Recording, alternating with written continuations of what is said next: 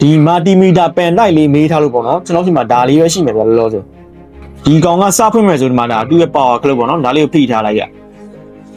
အဲ့ဆိုဒီမှာပွင့်လာပြီဒါအော်တိုပဲအကုန်လုံးအော်တိုပဲသူကဘာတွေတိုင်းလို့ရမလဲဆိုဒါတွေအကုန်တိုင်းလို့ရမယ်ပေါ့ဒီမှာဒီ AC ဖို့ DC ဖို့ပေါ့နော်ဒီမှာဒါတွေတိုင်းလို့ရမယ် resistant တို့ဒီမှာ diode တို့ဒီ capacitor တို့ဒါအကုန်တိုင်းလို့ရမယ်ဗျသူကတော့ဒါ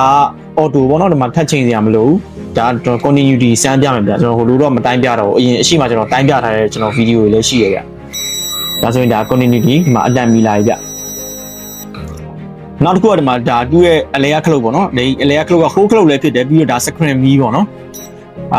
ဖွင့်လိုက်ရင်ကျွန်တော်ဒီ screen အမောင်ထဲမှာအလုပ်လုပ်ရင်အဆင်ပြေတယ် screen ကမီးလေးလင်းလာမယ်ဒီရှေ့ရခလုတ်ကတော့ဒီထိတ်ကမီးဗျဒီမှာထိတ်မှာမီးလေးလင်းလာမယ်ဗျကျွန်တော်ဒီရိုးရိုး voltage detector ပေါ့နော်အဲ့ပုံစံတုံးခြင်းလဲကျွန်တော်ဒီကျိုးကိုကျွန်တော်ချုပ်ထားလို့ရတယ်ဒါဆိုရင်ကျွန်တော်ဒီရိုးရိုး